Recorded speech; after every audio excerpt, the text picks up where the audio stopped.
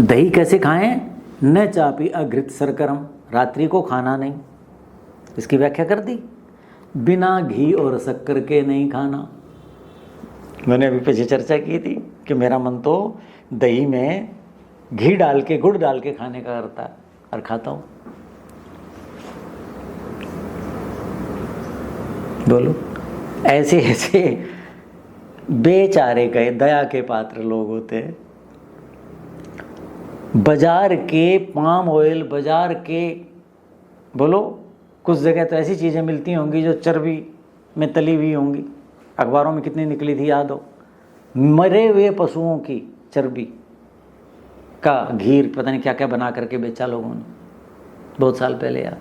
सरकार ने छापे डाले जरा। अब पाम ऑयल आ रहा है। पाम ऑयल भारत का, भूमध्य रेखा का हो तो वहाँ होता है, सस्ता है इसलिए ला रहे हैं।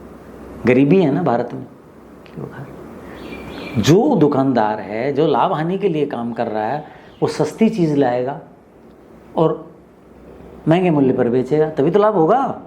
फिर आपको क्या चीज़ मिल रही, सोचो। वहाँ की चीज़ें खाने वाले, बाजार की चीज़ें, नमकीन खा रहे हैं, समोसा खा रहे हैं, बाजार की तली हुई चीज़ें खा रहे हैं, किसके साथ? चाय के साथ। और मेरे जैसे को दही में गुड़ या खांड, और मैं कहूँगा एक घी का चम्मच भी डाल दो तो घी खाते हो, ऐसी नाक भौंसू कोड़ते। बच्चों को स्वयं सिर पर तेल कौन सा लगाते हैं? बाजार का, जिसमें सुगंध आती है। कितना बड़ा अज्ञान है, कितना बड़ा अज्ञान है। सुगंधित तेल बाजार के। और मैं कहूँगा बच्चों को मक्खन का पिचुक रख दो, गर्मी में पिघल जाता है तो रुई में लिपेट करके वो घी वो रख दो। इसकी तो ना जी, वो घी की फिर वो गंध आती है। कई तो कहते हैं घी की दुर्गंध आती है। मैंने कहा अरे राम, इस देश का क्या बनेगा? घी में तो दुर्गंध आती है।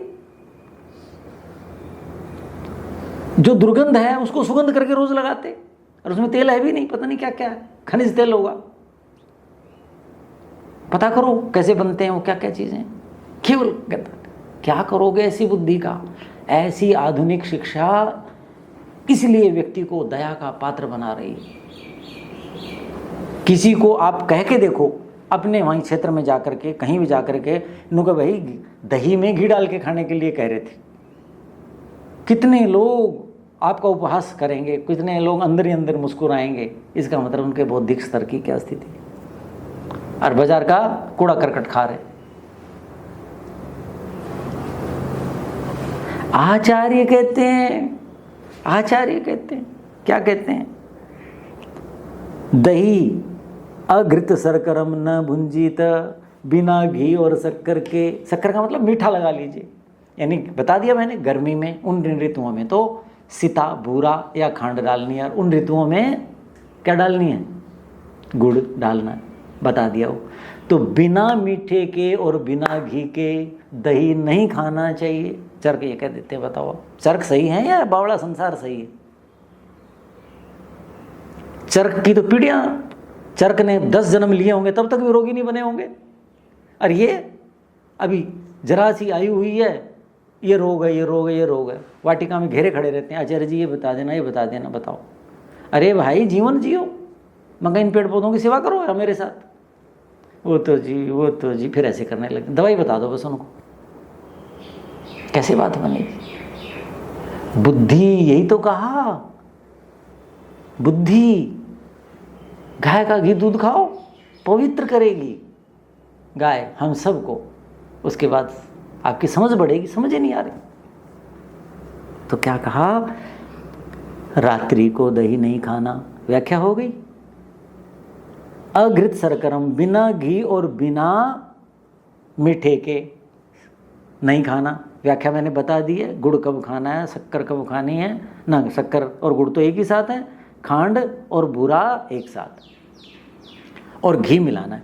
घी हर ऋतु में खाना है, वसंत ऋतु को छोड़कर। वसंत ऋतु में शरीर में कफ कुपित होता है, जठराग्नि पे वो गिरता है, और उससे क्या होता है? जठराग्नि मंद हो जाती है, और शरीर पहले ही भरा हुआ है क्योंकि हेमंत शिशिर ऋतु गई है। तो उस समय घी मत खाओ। और पूरी की पूरी पांचों जो ऋतुएं हैं, हेमंत शिशिर में तो खूब खाओ, पच जाएगा। ग्रीष्म, वर्षा और शरद ऋतु में खाएंगे तो क्या होगा? ग्रीष्म ऋतु में वायु का संचय होता है, वर्षा में वायु कुपित होती है, वर्षा में पित्त का संचय होता है, शरद ऋतु में पित्त कुपित होता है। तो घी वायु और पित्त दोनों का दुश्मन है, इनमें खाओ। और हेमंत शिशिर ऋतु में क्यों खाओ? ताकि आने वाली ऋतुओं के लिए शरीर को पुष्ट कर सको, पच जाएगा, खूब ऐसा हो जाएगा। खूब खाओ सब ऋतुओं, घी डाल डाल करके खाओ, थोड़ा खा लो। लेकिन शरद ऋतु में दही का निषेध है। घी तो खाओ क्योंकि पित्त को शांत करेगा, दही का निषेध है। अभी प्रसंग आएगा जब मैं बताऊंगा। यानी 20 यानी पूरे सितंबर अक्टूबर कह लीजिए 10 नवंबर तक न खाएं। तो बिना घी और शक्कर के नहीं खाना चाहिए। खाओगे लाभ कम होगा, हानि हो सकती है, होगी। इसका मतलब आचार्य कहते हैं कि मत खाओ। न अमुद्ग सूपम न क्षोद्रम, बिना मूंग के दही नहीं खाना। मूंग समझ गए? सामान्यतः लोग मूंग की दाल बनाते हैं, साबुत की, पिसी हुई, छिलके वाली। कुछ लोग मूंग को अंकुरित करके करते हैं, जैसे भी। यानी मूंग के बिना दही नहीं खाना। ये कौन कह रहे हैं? आचार्य चरक कह रहे हैं। इसका मतलब खाना हो तो ये चीज़ें होनी चाहिए। क्या? घी और मीठा, मूंग। न अक्षोद्रम, बिना शहद के नहीं खाना, यानी शहद होना चाहिए, शहद डाल के खाना चाहिए। न उष्णम, गरम दही नहीं खाना, गरम दही नहीं खाना। और ग्रीष्म ऋतु में नहीं खाना दही, लिखा है शरद ग्रीष्म वसंतेषु। शरद ऋतु सितंबर अक्टूबर मोटा बताया, यानी 20 अक्टूबर से 20 अगस्त से 20 अक्टूबर शरद ऋतु होती है। लेकिन 10 दिन छोड़ दीजिए, उसका प्रभाव पुराना चलेगा, इसका उधर ले जाइए, ठीक है। यानी सितंबर अक्टूबर, ठीक हो गया। मैंने 10 नवंबर तक कहा, पित्त तंग करता। शरद ग्रीष्म ऋतु समझ गए, 20 अप्रैल से 20 जून होती है। और वसंत ऋतु 20 फरवरी से 20 अप्रैल।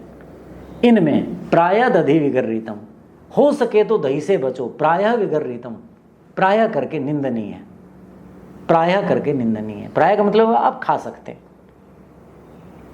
प्रायः करके। क्यों? वसंत ऋतु में खाओगे, दही गुरु है, और जठराग्नि के बताया कफ विकृत हो जाता है, और कफ सूर्य की किरणें तेज हो जाती, पिघल करके जठराग्नि को मंद कर देता, तो ये भारी होता, तो जठराग्नि और मंद हो जाएगी। तो वसंत ऋतु में निषेध है। गर्मी में क्यों है? दही गर्म है, दही क्या है? उष्ण है, और गर्मी की ऋतु है तो वो तंग करेगा। तो मैंने क्या कहा उस समय? दही के अंदर पानी मिलाओ, खांड मिलाओ, और खूब पतला करके सवेरे सवेरे पी लो। दिन में लो तो दही की अपेक्षा लस्सी लो, गर्मी में निषेध है। और शरद ऋतु सितंबर अक्टूबर कहा, क्यों कहा? कि दही अम्ल विपाकी, दही के सिद्धांत में पहले बताया था, पाके अम्लम, अम्ल विपाकी। दही खट्टा होता है, खटास होती है, और खटास पैदा करता है विपाक होने के बाद। और शरद ऋतु में सितंबर अक्टूबर में दही न अम्ल, हमारा पित्त कुपित होता है, तो और तंगी हो जाएगी। तो इन तीनों में बचें। यदि खाना है तो फिर खांड डालें या बूरा डालें इन तीनों ऋतुओं में, ठीक है। अब बच गई 3 ऋतुएं, उनकी और आगे की चर्चा अगले व्याख्यान में करेंगे। ओम शांति शांति।